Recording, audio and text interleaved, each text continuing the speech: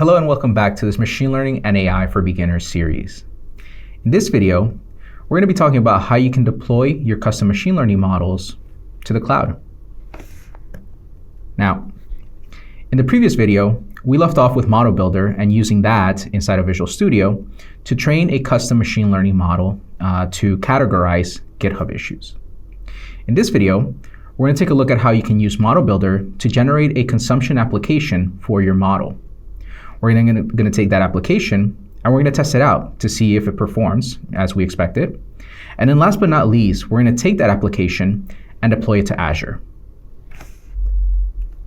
Now, as with all of these samples, I'd like to remind you that you can find them over at aka.ms/.net-ai-beginner.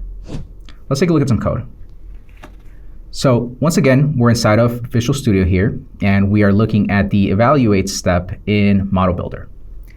So before, we noticed that we can use this title or this input here to try to generate a prediction from our model. And we can see that if we tell it directory get files should load files from a remote source, it categorizes this particular issue or the title of this issue as the area system.io.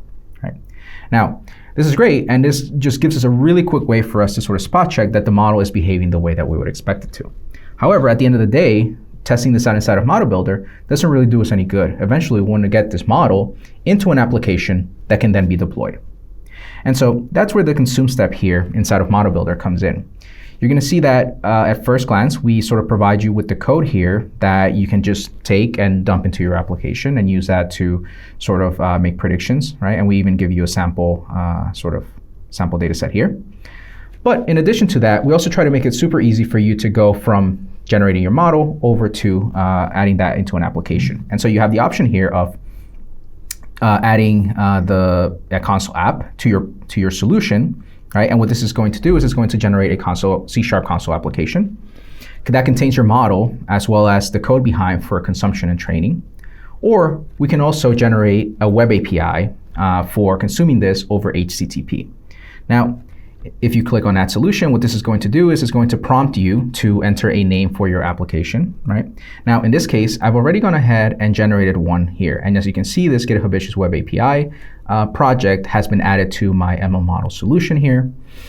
You're also going to notice that it includes the mbconfig and all of the code behind, which means that if I were to open this up from in here, all of the state and configurations that were already present inside of this project that I built for the GitHub issues is already there. You're going to see that if I go to consume here or evaluate, right, you're going to see that all of that is persisted for me.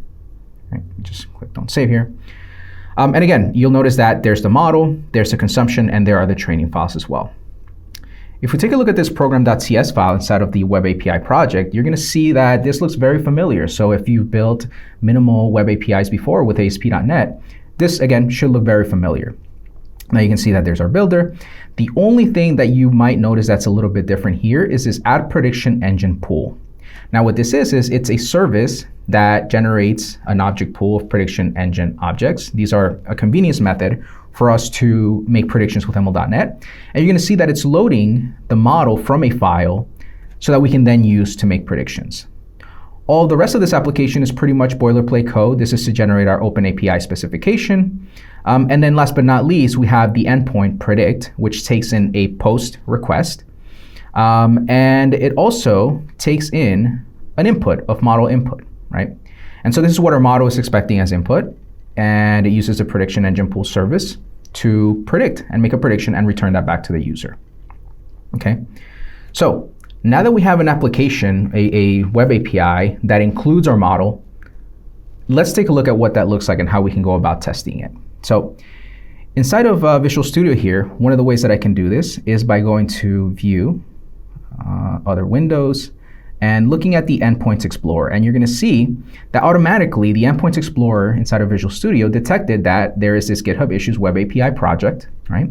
It's a web service that takes in post requests at the predict endpoint, okay? So let me start the GitHub Issues Web API and give it a second to spin up here. Okay, now that our application is started, let's go here to our predict endpoint. And what we're going to do is we're going to right click and go to generate request. And what you can see here is that automatically the host where this particular service is listening on is already registered for me. The sort of convention for generating a request is done for me. And then again, the endpoint is set up. Now there's only a few things that I'm going to want to do here to make sure that this is ready to accept requests on my behalf. So one of the things is we're going to set the content type. And this is expecting it to be JSON. And then we're just going to define the body. Now remember that this expects a title going in here. And let's take a look just to make sure that we're using the same thing here. We're going to take this title that we used here, and we're going to paste it in here. So again, this is going to send a post request to the predict endpoint that's listening on this address. It's a JSON body, and this is the title of the issue that we're going to try to generate prediction for. Now once we have all of that configured, we can just click play here. And after a few seconds, you can see that the response is generated for me. So there's that 200, that it was OK. And if we take a look at the predicted label here, it's area-system.io, which again matches up with our prediction here. OK, great. So now we have a web service that contains our model, and it's able to make predictions on our behalf. But again, this is all still just running on my computer. So how do I go about creating or deploying a service to the web, right?